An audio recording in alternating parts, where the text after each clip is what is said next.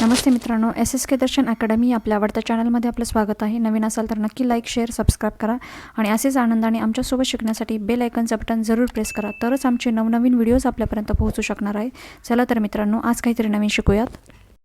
नमस्ते मित्रांनो, SSK दर्शन academy आपल्या आवडत्या चॅनलमध्ये आपलं स्वागत आहे. मित्रांनो, आज आपण बघत आहोत 10th स्टँडर्डचा सायन्स अँड टेक्नॉलॉजी पार्ट 1चा हा जो सेकंड चॅप्टर आहे, पिरियॉडिक क्लासिफिकेशन ऑफ एलिमेंट्स, या चॅप्टरशी रिलेटेड थर्ड पार्टमध्ये आपण एंट्री केलेली आहे. तर या थर्ड पार्टमध्ये आपलं स्वागत आहे. तत्पूर्वी आपल्याला एक विनंती आहे की या पार्टशी रिलेटेड जे काही वोकॅबलरी आहे ती मी SSK science word meaning in Marathi हा जो चॅनल आहे हाही आपलाच आहे, त्या चॅनलवर दिलेली आहे. इथं देण्याच्या ऐवजी मी तिकडे दिलेली आहे. कृपया तिकडनं ती तुम्ही नोट करून घ्या आणि त्याही चॅनलला सबस्क्राईब करून घ्या.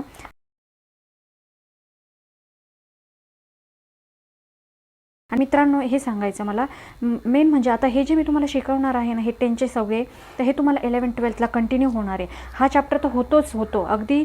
आत्ता जर समजून घेतला तर तुम्हाला 12थला बिलकुलही अवघड जाणार नाही हा चॅप्टर.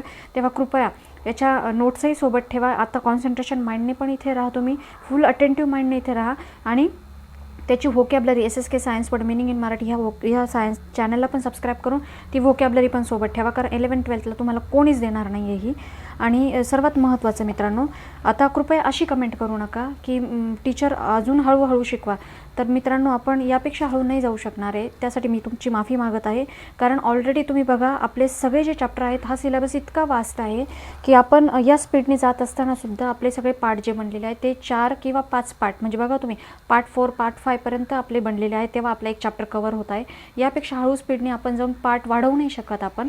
तेव्हा कृपया आपण अटेंटिव्ह माइंडने इथे राहा. जसं अर्जुनाला फक्त पक्षाचा डोळाच दिसत होता, तसं तुम्हाला फक्त या चॅनलवर आल्यानंतर फक्त टीचर काय शिकवतात आणि कन्सेप्ट्स काय आहेत, बेसिक कन्सेप्ट्स काय आहेत, हे समजून घेण्यासाठीच तुम्ही फुल कॉन्सन्ट्रेशनने इथे असले पाहिजे. तर इतकं लक्ष असू द्यात. आणि हे सांगते तुम्हाला, हृदयातून सांगते अगदी, की कॉन्सन्ट्रेशन वाढवण्यासाठी, मन बुद्धी एकदम एककेंद्रित होण्यासाठी ना थोडासा आध्यात्मिकतेचा आधार घ्या तुम्ही. त्यासाठी बघा, मी एक रंगभजन संस्कृती, तो चॅनल माझा आहे म्हणून नका जाऊ, खरंच तिथे गेल्यानंतर तुम्हाला खूपच बदल जाणवतील. तुम्हाला त्या चॅनलवर मी रंगभजन संस्कृतीमध्ये रांगोळीसोबत भजनं टाकलेली आहेत. त्या भजनांमध्ये मी काही अष्टकं, स्तुती टाकलेली आहेत, ज्या ईश्वराचे स्तोत्र टाकलेले आहेत. तर ते इतके महत्त्वाचे आहेत मित्रांनो. तर तुम्ही कंटिन्यू महिनाभर जरी रोज ऐकले ना असे सकाळी उठून, तरी तुम्हाला असंच जाणवेल तुमच्या की मनाचा, बुद्धीचा विकास झालेला आहे, तुमची ध्यानबुद्धी वाढलेली आहे आणि खूप फोकस झालेले आहात तुम्ही. हे तुम्हाला जाणवेल, हळूहळू जाणवेल. बघा, 1 वर्ष जर तुम्ही असं कंटिन्यू केलं ना, तुमच्या बुद्धीचा खूप विकास झालेला असेल आणि मन शांत होईल आणि बुद्धी अशी फोकस राहील तुमची. नक्की करून बघा, तुम्ही ट्राय करा. डिस्क्रिप्शन बॉक्समध्ये त्याची लिंक दिलेली असेल. चला तर आपण वेळ न गमावता पुढे जाऊयात.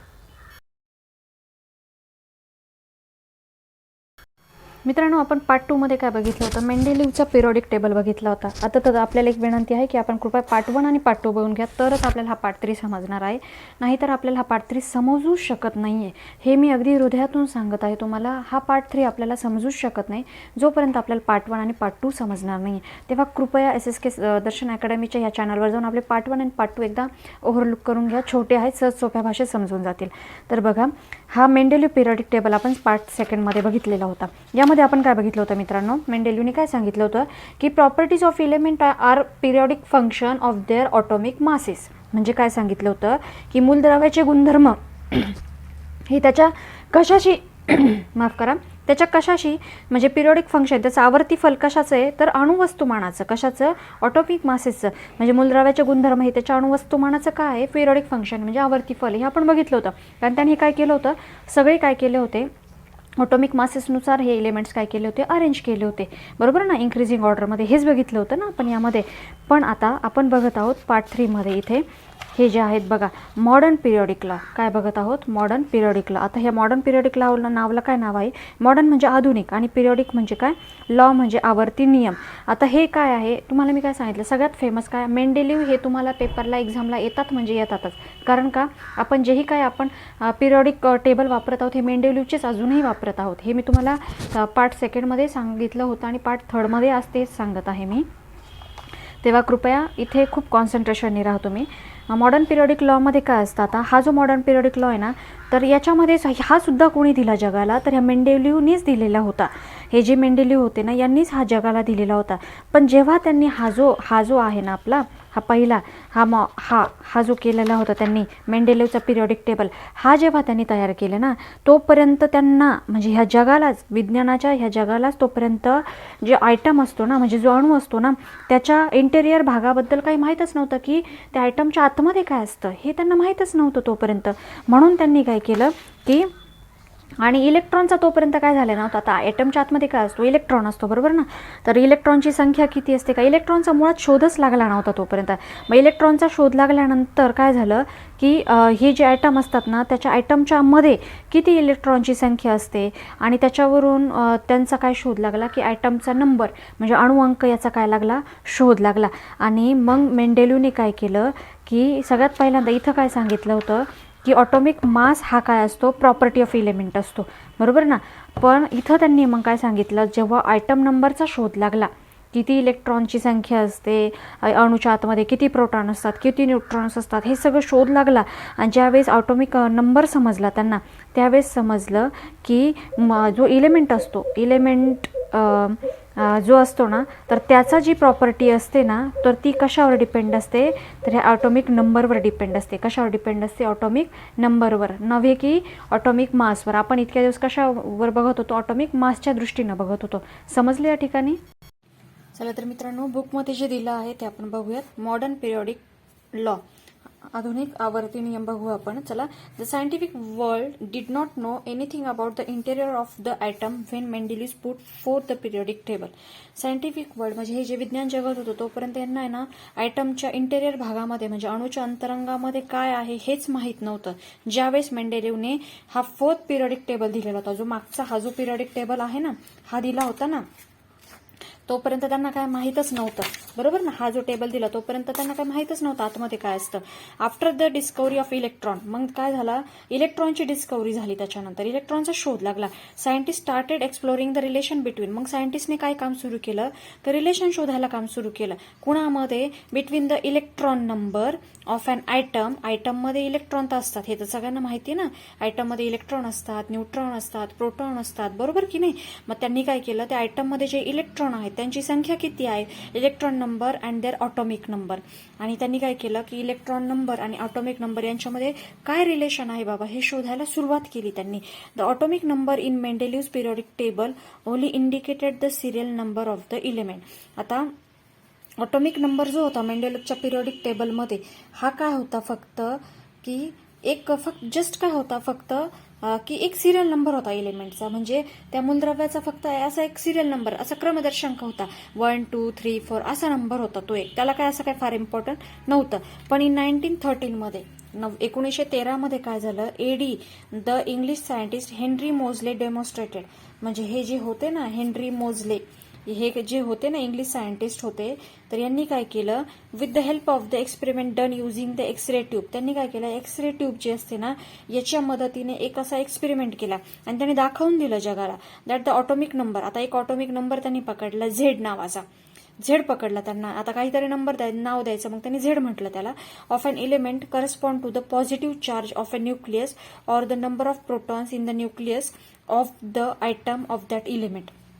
त्यांनी काय सांगितलं की हा जो ऑटोमिक नंबर असतो ना, त्यांनी सांगितलं इलेमेंटवर, तर हा जो ऑटोमिक नंबर असतो याच्यामध्ये ऑटोमिकमध्ये काय असतं ना, इलेमेंटमध्ये काय असतं की पॉझिटिव्ह चार्ज असणारा. आता मला सांगा बरं, ॲटमच्या आतमध्ये काय असतं, पॉझिटिव्ह चार्ज असणारा कोण असतो, प्रोटॉन असतो, बरोबर ना. निगेटिव्ह चार्ज असणारा कोण असतो, इलेक्ट्रॉन असतो. आणि न्यूट्रल असणारा कोण असतो, न्यूट्रॉन असतो, बरोबर ना. प्रोटॉन, न्यूट्रॉन आणि इलेक्ट्रॉन असे असतात. तर ते काय म्हणतात की ह्या इलेमेंटमध्ये जो काही न्यूक्लियस असतो आयटमच्या आतमध्ये, त्याच्यामध्ये जे काही पॉझिटिव्ह चार्ज असणारे हे असतात, प्रोटॉन्स असतात, तर ते प्रोटॉन्स म्हणजे काय, त्यांची संख्या म्हणजे काय असते, तर हा काय असतो, ऑटोमिक नंबर असतो. जेवढी त्यांच्या संख्या तेवढी काय असते, तो म्हणजे काय झाला, ऑटोमिक नंबर. कारण न्यूट्रॉन काय असतो, हा न्यूट्रलच असतो, आणि इलेक्ट्रॉन कसे असतात, निगेटिव्ह चार्जने भरलेले असतात. The electron the reveal that the atomic number is more fundamental property, आणि हे रिव्हील झालं त्याच्यानंतर असं लक्षात आलं की सगळ्यात जास्त मेन फंडामेंटल प्रॉपर्टी म्हणजे आपण म्हणतो ना मूलभूत अशी प्रॉपर्टी, मूलभूत असा गुणधर्म कोणता आहे असं लक्षात आलं, तर इलेमेंटचा, तर ऑटोमिक मास नसून कोणता आहे, तर ऑटोमिक नंबर आहे. काय लक्षात आलं, ऑटोमिक नंबर हा मूलभूत काय आहे, तर त्याचे प्रॉपर्टी आहे. समजलं या ठिकाणी, हे लक्षात आणून दिलं. Accordingly the statement of the modern periodic law was stated follow. मग त्यांनी सांगितलं की याच्यानुसार काय सांगितलं, मग त्याच्यानुसार हा पिरियडिक लॉ जो आहे ना त्याच्यामध्ये स्टेटमेंट चेंज करून घेतलं त्यांनी. Property of element of the periodic function of their atomic number. लक्षात आलं ना. बघा, properties of elements are a periodic function of their atomic number. तोपर्यंत इथे आपण काय बघत होतो, properties of elements of are periodic function of their atomic mass. आता ऑटोमिक मासवर न राहता कशावर आलं, ते ऑटोमिक नंबरनुसार काय झालं, त्या इलेमेंटच्या प्रॉपर्टीज तयार झाल्या. लक्षात आलं या ठिकाणी. बघा मित्रांनो, या ठिकाणी modern periodic table, long form of the periodic table म्हणजे आधुनिक आवर्त सारणी आणि आवर्त सारणीचं दीर्घरूप लॉंग फॉर्म बघायचं आपल्याला. आता आपण काय करूयात मित्रांनो, डायरेक्टली बुकनुसार जाऊयात, म्हणजे आपल्याला टाईम पुरून जाईल, आपला बरोबर व्यवस्थित मॅच होईल टाईम. चला तर मॅनेज होऊन जाईल. चला, classification of the elements resulting from of arrangement of the elements in an increasing order of the atomic number is the modern periodic table. आता ह्या मॉडर्न पिरियडिक टेबलमध्ये काय केलं होतं त्यांनी, हे जे क्लासिफिकेशन केलं होतं इलेमेंट्सचं, त्याची कशी केलं होतं, arrangement of the elements in an increasing order of atomic number. आता हा एक्झामला प्रश्न विचारला जाऊ शकतो की मॉडर्न पिरियडिक टेबलमध्ये इलेमेंटची अरेंजमेंट कशा फॉर्ममध्ये केली होती, तर इंक्रीजिंग ऑर्डरमध्ये, पण कशाच्या, ऑटोमिक नंबरच्या. आपण अगोदर कशाच्या केली होती, इथे ऑटोमिक मासेसच्या इंक्रीजिंग ऑर्डरमध्ये केली होती. आलं लक्षात या ठिकाणी. चला आता बघूयात पुढे. The properties of elements can be predicted more accurately with the help of the modern periodic table formed on the basis of the atomic number. आता ते म्हणतात की हा जो मॉडर्न पिरियडिक टेबल आहे, जो कशावर बेस आहे, ऑटोमिक नंबरवर बेस आहे. हा जो मॉडर्न पिरियडिक टेबल फॉर्म झाला ना ऑटोमिक नंबरवर जो बेस आहे, तो त्यामध्ये ज्या एलिमेंटच्या प्रॉपर्टीज होत्या ना, त्या प्रिडिक्ट करण्यात आल्या खूप जास्त ॲक्युरेटली, म्हणजे खूप जास्त अचूकपणे त्यांचं भाकीत करण्यात आलं. The modern periodic table is also called the long form of the periodic table. आणि ह्या मॉडर्न पिरियडिक टेबललाच काय म्हणतात, long form of the periodic table, कारण एकदम सिस्टमॅटिक वेमध्ये त्यामध्ये सगळे एलिमेंट व्यवस्थित बसून गेले. लक्षात आलं का. तर बघा, हा खूप इम्पॉर्टंट आहे. In the modern periodic table the elements are arranged in the accordance with their atomic number.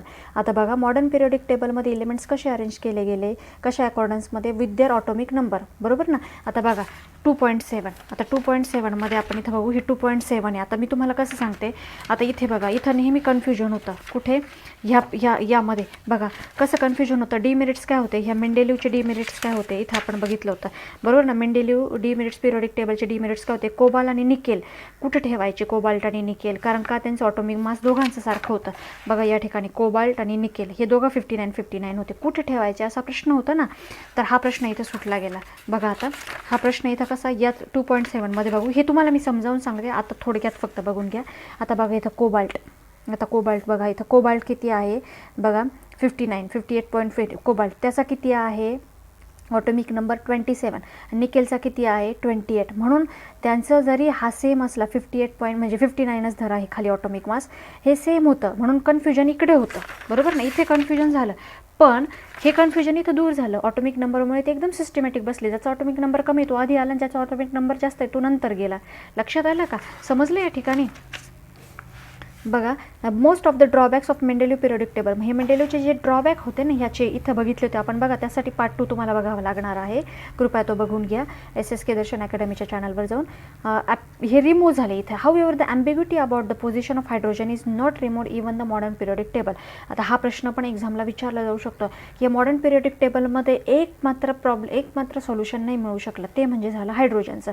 कारण का इथे आपण बघितलं होतं मेंडेलिव्हच्या ह्या डेमेरिट्समध्ये पिरियडिक टेबल बघा की हायड्रोजनचा प्रॉब्लेम काय होता. हायड्रोजन हा कुणासारखा दिसत होता, हा ग्रुप 7चा जो हॅलोजन ग्रुप आहे, हा बघा हा ग्रुप 7चा जो हॅलोजन ग्रुप आहे, फ्लोरीन क्लोरीन यांच्यासारखा, बरोबर. ह्या पण प्रॉपर्टीज त्याच्यामध्ये होत्या. आणि त्याचप्रमाणे तो काय होता, हायड्रोजन हा सेम प्रॉपर्टी पण दाखवत होता अल्कली मेटल सारख्या, ग्रुप 1 सारख्या, म्हणजे ह्या पण प्रॉपर्टी त्याच्यामध्ये होत्या अल्कली मेटलच्या ग्रुप 1 सारख्या. त्यामुळे हायड्रोजन नेमकं ग्रुप 1मध्ये ठेवायचं का ग्रुप 7मध्ये ठेवायचं, हे कन्फ्युजन अजूनही त्यांचं काही दूर झालेलं नाही. ही ॲम्बिग्युटी म्हणजे ही संदिग्धता अजूनही संपलेली नाही या मॉडर्न पिरियडिक टेबलमध्ये. हे अजूनही मिळालं नाही सोल्युशन त्यांना.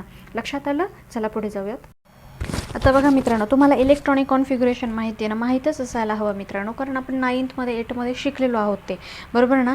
बघा आता we have seen the previous standard, आपण मागच्या स्टँडर्डमध्ये बघितलं that the electronic configuration of an item जो असतो त्याचं इलेक्ट्रॉनिक कॉन्फिगरेशन कसं असतं, म्हणजे आपण म्हणतो ना इलेक्ट्रॉन संरूपण कसं असतं, the way in which the electrons are distributed. म्हणजे काय इलेक्ट्रॉन संरूपण म्हणजे काय, इलेक्ट्रॉन कॉन्फिगरेशन म्हणजे काय असतं की अशी एक वे असतो तो की ज्याच्यामध्ये की इलेक्ट्रॉन हे डिस्ट्रीब्यूट झालेले असतात, म्हणजे वितरित झालेले असतात. कशाभोवती, in the shells around the nucleus. आता ॲटम असतो हे तर तुम्हाला माहिती आहे ना, हा काय आहे, ॲटम आहे.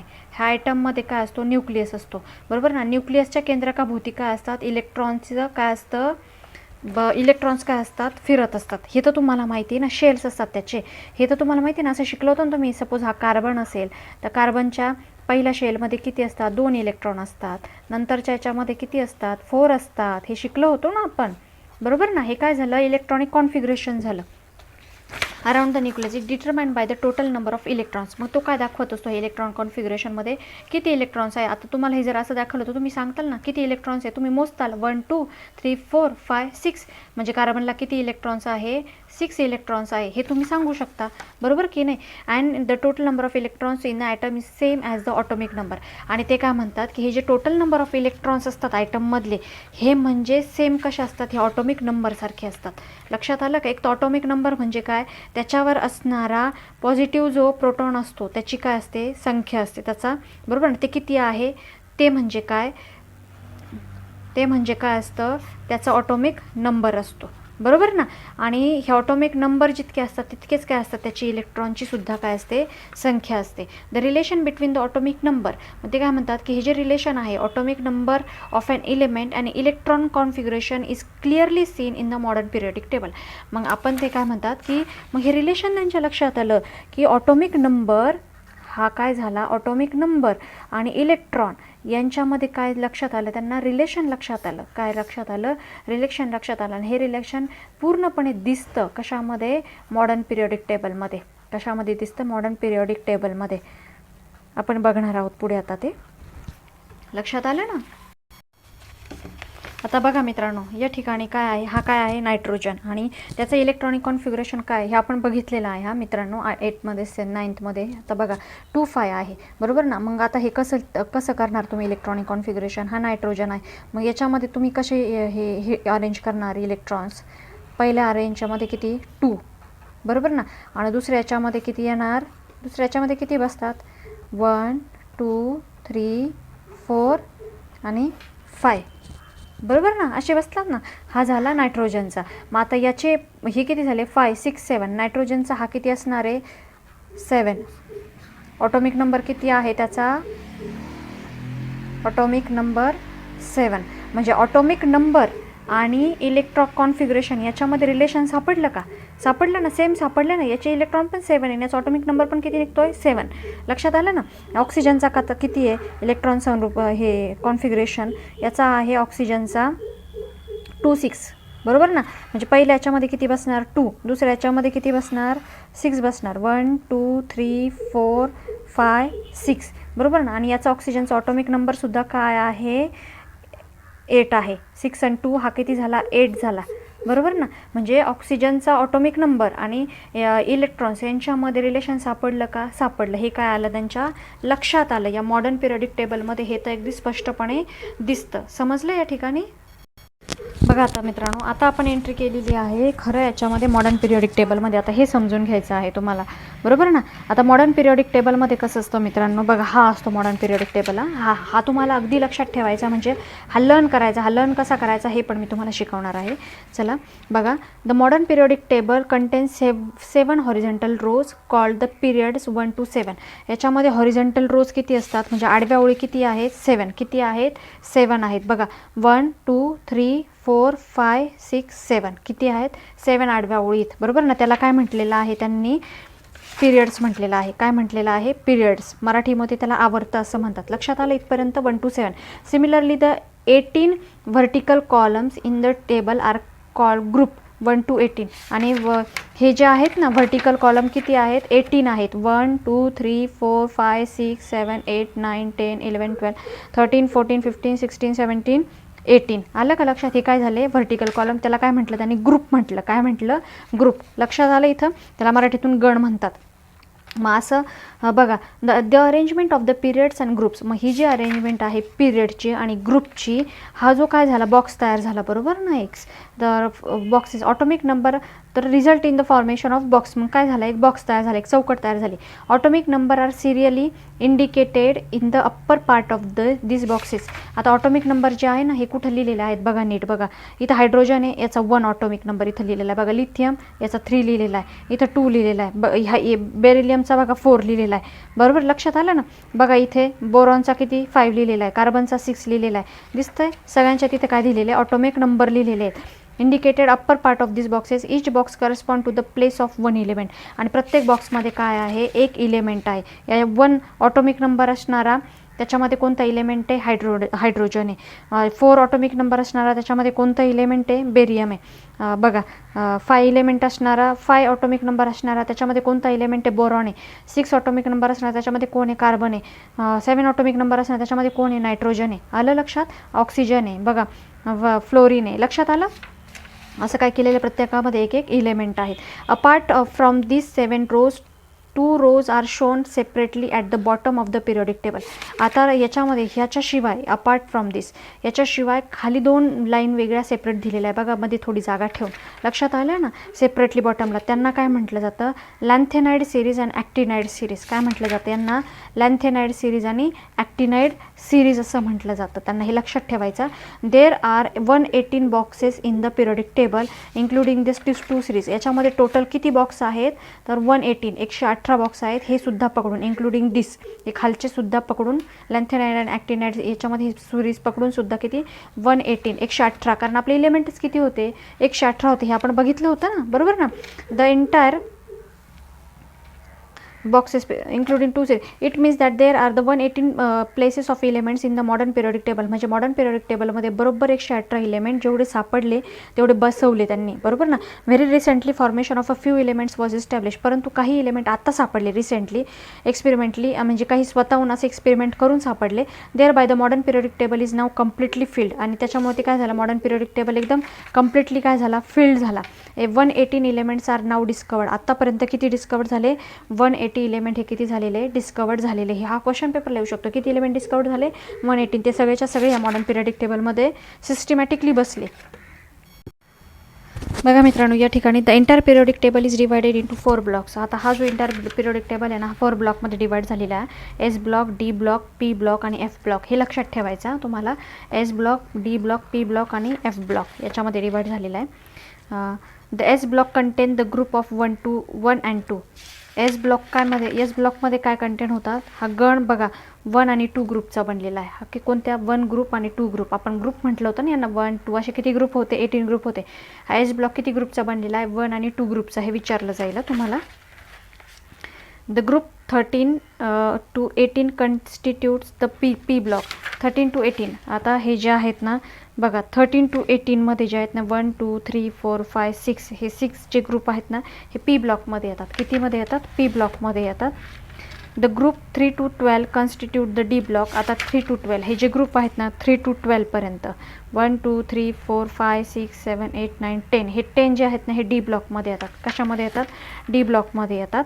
बघा, while the lanthanide and actinide series at the bottom of the from A block, F block. आता हे जे आहेत ना, लॅन्थेनाइड सिरीज आणि ॲक्टिनाइड सिरीज, हे कुठे आले? खाली बॉटमला एफ ब्लॉकमध्ये आले. कुठे आले? एफ ब्लॉकमध्ये आले. The D block elements are called transition element. आता हे खूप महत्त्वाचं आहे, हे लक्षात ठेवायचं की कोणत्या ब्लॉकच्या एलिमेंटला ट्रान्झिशन एलिमेंट म्हणतात. तर हे जे आहेत ना डी ब्लॉकमधले, हे 1, 2, 3, 4, 5, 6, 7, 8, 9, 10 ग्रुपमधले हे जे आहेत ना, हे सगळे झाले ट्रान्झिशन एलिमेंट. म्हणजे यांचं काय असतं? यांच्यामध्ये इलेक्ट्रॉन काय करू शकतात? ट्रान्सफर करू शकतात. कधी इलेक्ट्रॉन ट्रान्सफर करतात मला सांगा बरं? जेव्हा त्यांच्या ऑर्बिट काय असतात? इनकम्प्लीट असतात. त्यावेळेसच इलेक्ट्रॉन काय करतात? इकडून तिकडे ट्रान्सफर होतात ना, ट्रान्झिट करतात ना. तर हे झाले सगळे डी ब्लॉकमध्ये टाकलेले आहेत त्यांनी ते. बघा म्हणून त्याला आता हा एक्झामला विचारला जाईल तुम्हाला कोणत्या ब्लॉकच्या एलिमेंटला ट्रान्झिशन एलिमेंट म्हणतात. तर डी ब्लॉकच्या एलिमेंटला ट्रान्झिशन एलिमेंट म्हणतात. A zigzag line can be drawn in the P block of the periodic table. आता पिरियडिक टेबलमध्ये एक झिगझॅग लाईन आहे बघा, अशी नागबोडी लाईन आहे, दिसतं का पी ब्लॉकमध्ये दिसते ना ही. हां, या लाईनला काय म्हटलं जातं बघा, झिगझॅग लाईन. याच्यामध्ये काय सांगितलं आहे त्यांनी,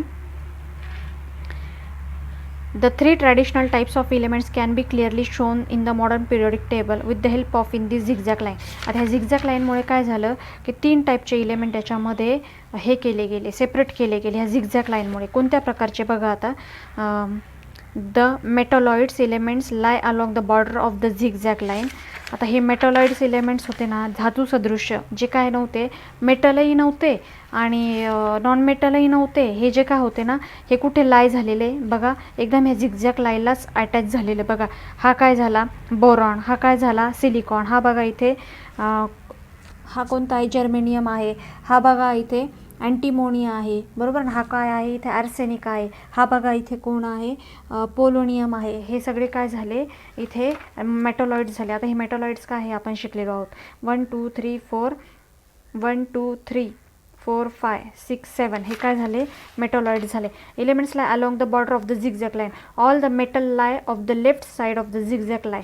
आता झिगझॅग लाईनच्या लेफ्ट साईडला सगळे काय आहे मेटल आहे, ॲल्युमिनियम झालं, गॅलियम झालं, बरोबर ना, हे झालं लीड झालं, बरोबर ना, हे सगळे काय झाले हे मेटल आहेत. आणि ते काय सांगतात की जे नॉन मेटल आहेत ते कुठे लाय झाले राईट साईडला. नॉन मेटल कुठे लाय झाले तर ह्या साईडला राईट साईडला बघा. कार्बन नॉन मेटल आहे, nitrogen non metal, oxygen non metal आहे बघा, इथे फॉस्फरस नॉन मेटल आहे, सल्फर आहे, हे सगळे काय झाले नॉन मेटल इकडे आले. आलं लक्षात, विचारलं जाईल तुम्हाला हे मेटॉलॉइड्स किती आहेत आणि मेटल इकडे आहे, मेटल नॉन मेटल कुठे आहे बघा. तर या ठिकाणी मॉडर्न पिरियडिक टेबल आणि इलेक्ट्रॉनिक कॉन्फिगरेशन ऑफ एलिमेंट, म्हणजे ही जी आधुनिक आवर्त सारणी होती आणि हे जे इलेमेंट्सचं इलेक्ट्रॉनिक कॉन्फिगरेशन होतं हे कसं आहे बघा. Within a period of neighbouring elements differ slightly in their properties while distant element differ widely in their properties.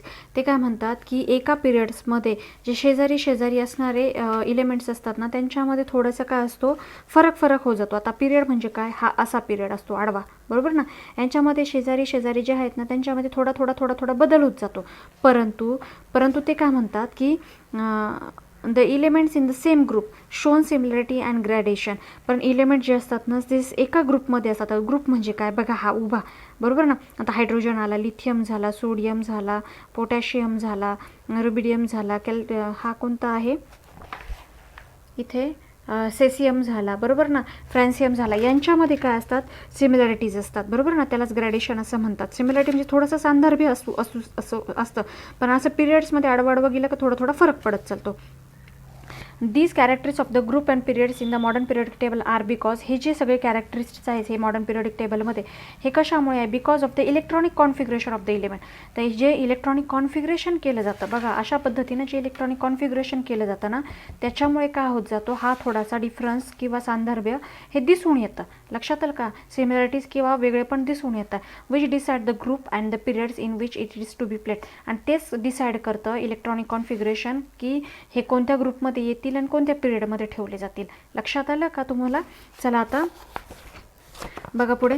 आता बघा characteristics of group and periods. The characteristics of the group and periods in the periodic table are understood by the comparison of the properties of element. Various properties of all elements in a group show similarity and gradation. ते म्हणतात की एखादं गणामध्ये म्हणजे एखादं याच्यामध्ये बघा ग्रुपमध्ये जे काही एलिमेंट्स असतात त्यांच्यामध्ये काय असतं, एलिमेंट्समध्ये एकदम ग्रॅडेशन असतं, म्हणजे सेम सिमिलरिटीज सांदर्भ्य असतं. पण ते काय म्हणतात, परंतु however the properties of element change slowly while going from one end to other end, left to right. पण हे जे प्रॉपर्टी लेफ्ट टू राईट अशा जर गेला तर चेंज होत जातात थोड्या म्हणजे एका पर्टिक्युलर पिरियडमध्ये ह्या पिरियडमधून ह्या पिरियडमधून अशा त्या काय होत जातात चेंज होत जातात. बघा मित्रांनो, आता ग्रुप्स अँड इलेक्ट्रॉनिक कॉन्फिगरेशन. आता गण आणि इलेक्ट्रॉन संरूपण आपण बघणार आहोत. आता हे तुम्ही करायचं आहे बघा. Go through the modern periodic table. त्या मॉडर्न पिरियडिक टेबलनुसार जा and write the names of below the other of elements of group 1. आता हा जो ग्रुप 1 आहे याच्यामध्ये एका खाली एक काय आहेत एलिमेंट्स, त्यांची नावं लिहायची आहे तुम्हाला. ती लिहायची तुम्ही इथे बघून इथे दिलेलं आहेत बघा, ते तुम्ही लिहायचं. Write the electronic configuration of first floor elements in this group. आता हे जे पहिले 4 एलिमेंट्स आहेत ना, हायड्रोजन झालं, लिथियम झालं, सोडियम झालं, पोटॅशियम, यांचं इलेक्ट्रॉनिक कॉन्फिगरेशन तुम्ही काढायचं. आता मी शिकवलेलं आहे तुम्हाला 8th 9th मध्ये, ते तुम्ही काढून घ्यायचं. Which similarities do you find in their configuration, तुम्हाला त्यांच्यामध्ये कोणत्या सिमिलॅरिटीज सापडतात. आता मी थोडक्यात तुम्हाला सांगू देते. आता मला सांगा हायड्रोजन किती आहे. इतक्यात मी तुम्हाला इलेक्ट्रॉनिक कॉन्फिगरेशन इथं शिकवलं होतं, बरोबर ना.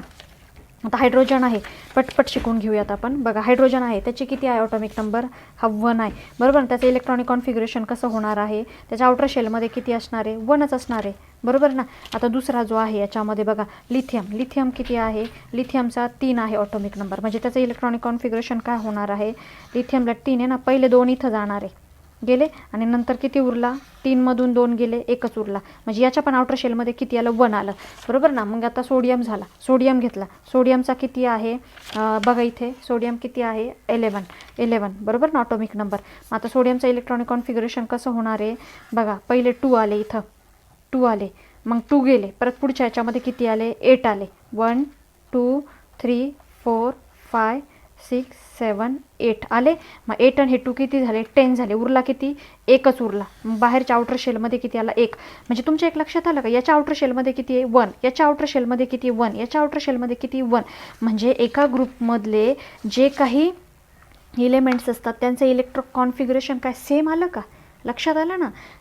होतंय ना असं, लक्षात. तुम्ही हे सगळं करून बघा, पोटॅशियमचं करून बघा, रुबिनियमचं करून बघा, सेरियमचं करून बघा, सगळं तुम्ही करून बघा. आता मी तुम्हाला शिकवलं आहे how many valence electrons are there in each of this element. आता यांची व्हॅलन्सी किती बनते, आता व्हॅलन्सी मी तुम्हाला शिकवलेली आहे, पटकन मी शिकवत आहे तुम्हाला व्हॅलन्सी. आता ऑलरेडी मी झालेलं आहे तरी मी तुम्हाला इथं परत शिकवत आहे. व्हॅलन्सी कशी काढतात मला सांगा बरं. यांची व्हॅलन्सी किती निघाली, याची किती व्हॅलन्सी निघाली, 1, याची किती निघाली व्हॅलन्सी, 1, याची किती निघाली व्हॅलन्सी. व्हॅलन्सी म्हणजे काय की आउटर शेलमध्ये किती इलेक्ट्रॉन्स आहेत हे म्हणजे व्हॅलन्सी असते, बरोबर ना. मग आउटर शेलमध्ये 1 इलेक्ट्रॉन असेल तर व्हॅलन्सी किती झाली, 1. आउटर शेलमध्ये 2 इलेक्ट्रॉन असेल तर व्हॅलन्सी किती झाली, 2. आउटर शेलमध्ये 3 इलेक्ट्रॉन्स असतील तर व्हॅलन्सी किती झाली, 3. आउटर शेलमध्ये 4 इलेक्ट्रॉन्स असतील व्हॅलन्सी किती झाली, 4. पण आउटर शेलमध्ये जर 5 इलेक्ट्रॉन्स असतील तर व्हॅलन्सी किती होते, 8 - 5 होते ना, अशी होते ना व्हॅलन्सी. म्हणजे व्हॅलन्सी किती झाली, 3. आउटर शेलमध्ये जर 6 इलेक्ट्रॉन्स असतील तर व्हॅलन्सी किती होते, 8 - 6 म्हणजे किती, 2. आउटर शेलमध्ये 7 इलेक्ट्रॉन असतील तर व्हॅलन्सी किती होते, 8 - 7 म्हणजे व्हॅलन्सी झाली 1. आणि आउटर शेलमध्ये जर 8 इलेक्ट्रॉन्स असतील तर 8 - 8 व्हॅलन्सी किती झाली, 0. आलं ना, अशीच काढतात ना व्हॅलन्सी. तर अशी व्हॅलन्सी किती येते हे तुम्ही बघायचं आहे.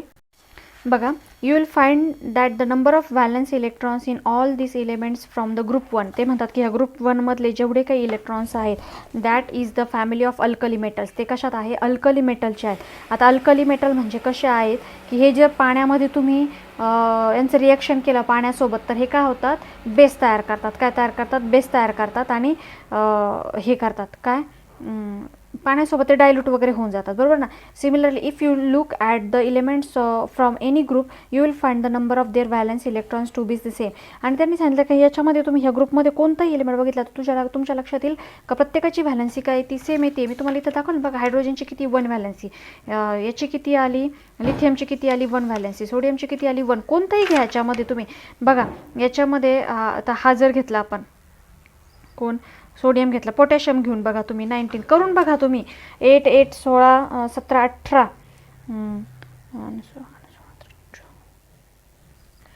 19, 1च येणार याची पण बघा. 2चा पहिला बनेल, दुसरा 8चा बनेल, तिसरा 8चा बनेल, उरले किती, फक्त 1 उरतील, बरोबर ना. म्हणजे हा सुद्धा काय 1च निघतो व्हॅलन्सी. लक्षात आलं, म्हणजे सेम व्हॅलन्सी निघत आहे. Example the elements of beryllium. आता बेरिलियमचा आता दुसरा ग्रुप घ्या. दुसऱ्या ग्रुपमध्ये आता हे तुम्ही करायचं. बेरिलियमचं काय होणार मला सांगा. पहिल्याच्यामध्ये 2 होणार, दुसऱ्या शेलमध्ये किती होणार, 2 होणार, म्हणजे व्हॅलन्सी किती बनली, 2. मॅग्नेशियमची बघा 12 आहे, पहिल्या ग्रुपमध्ये 2 बनणार, दुसऱ्या शेलमध्ये किती जाणार, 8, म्हणजे 2 आणि 8 10 झाले. आणि मग उरले परत 2. थर्ड शेलमध्ये किती गेले, 2, म्हणजे याची पण 2 झाली, याची पण व्हॅलन्सी 2 झाली. आलं, सगळ्याची करून बघायची तुम्ही. सेम होत आहे. Magnesium and calcium belongs to the group 2. आणि त्यांची काय होतं, त्यांची किती होती व्हॅलन्सी, 2 होती. That is the family of alkaline earth metal. ते काय झाले, अल्कालाइन अर्थ मेटल झाले ते. म्हणजे आपण म्हणतो ना त्याला कसे मृदा धातूंच्या कुलामध्ये अल्कधर्मीचे पण मृदा धातूंच्या कुलामध्ये येतात ते. There are 2 electrons in their outermost shell. त्यांच्या याच्यात किती येतात इलेक्ट्रॉन्स असतात? 2 असतात. Similarly there are the 7 electrons in the outermost shell of the elements such as fluorine and chlorine. आता हे फ्लोरीन क्लोरीन जे असतात ना यांच्यामध्ये किती येतात? फ्लोरीन क्लोरीन यांच्या आउटरमोस्ट शेलमध्ये 7 इलेक्ट्रॉन्स येतात. किती येतात? 7. काढून बघायचा. हा 9 आहे ना, याचा 9 मध्ये आहेत. मग याचा पहिला किती झाला? 2. पहिल्या शेलमध्ये 2 गेले आणि दुसऱ्या शेलमध्ये किती आले? 7 आले. इथं पण बघा, पहिल्या शेलमध्ये किती गेले? 2 गेले. दुसऱ्या शेलमध्ये 8 आले आणि शेवटच्या शेलमध्ये किती गेले? 7च गेले. बरोबर. लास्ट शेलमध्ये म्हणजे सगळ्यांची व्हॅलन्सी किती झाली याच्यामध्ये? लास्ट याच्यामध्ये 7 मध्ये 8 - 1 म्हणजे 1 व्हॅलन्सी आली का नाही?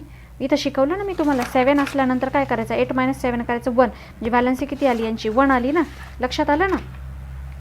The family of the halogen गॅसमध्ये येतं. ते हॅलोजनमध्ये घेतं. While going from top to bottom within any group. तुम्ही टॉप टू बॉटम कोणत्याही ग्रुपमध्ये जा तर तुमच्या लक्षात येईल का सगळ्यांची व्हॅलन्सी काय येते? सेम येते त्या ग्रुपमध्ये बरं का. 1 electronic shell gets added at time. From this we can say that the electronic configuration of the outermost shell is characteristic of particular group. However, as we go down a group, the number of shell goes on increasing. ते काय म्हणतात? जसं जसं खाली जाऊ तसे number of shell काय जातात? नंबर ऑफ शेल जातात वाढत. इथं बघा नंबर ऑफ शेल किती? 1च होता. इथं बघा 2 झाला. वाढत गेला ना.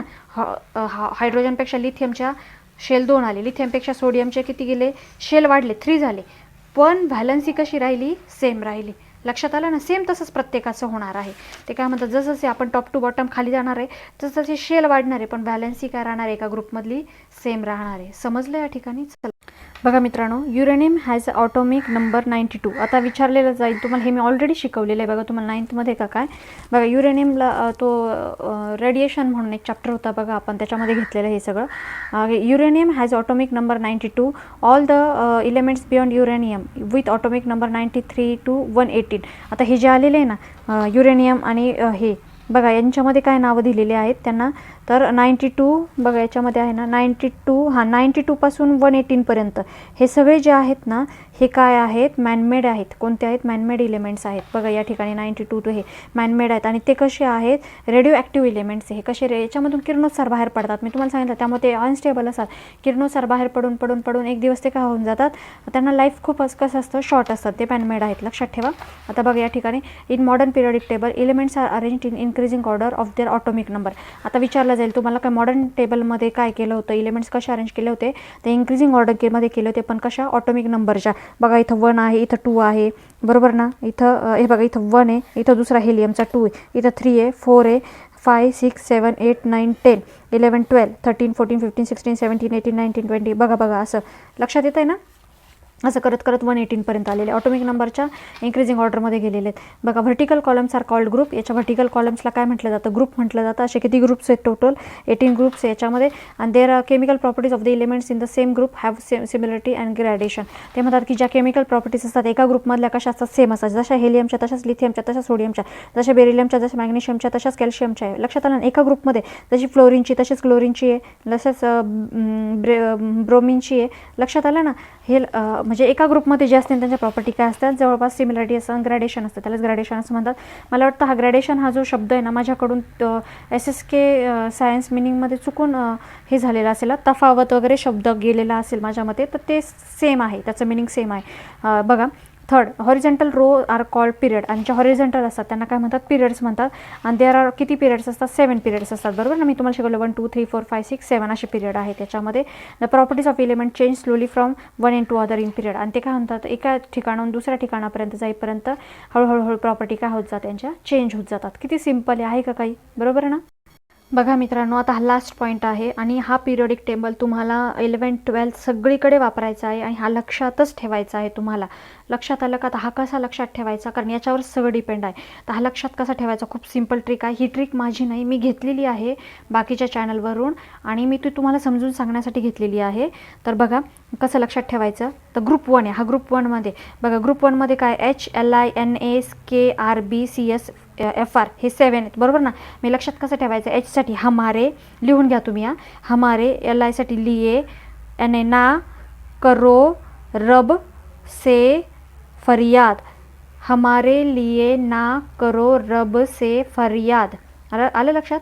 हमारे लिए ना करो रब से फरियाद. समजलं ग्रुप 1? चला ग्रुप 2 कडे जाऊयात.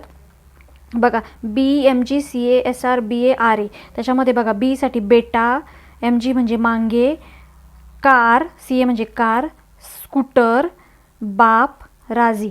बेटा, मांगे, कार, स्कूटर, बाप, राजी.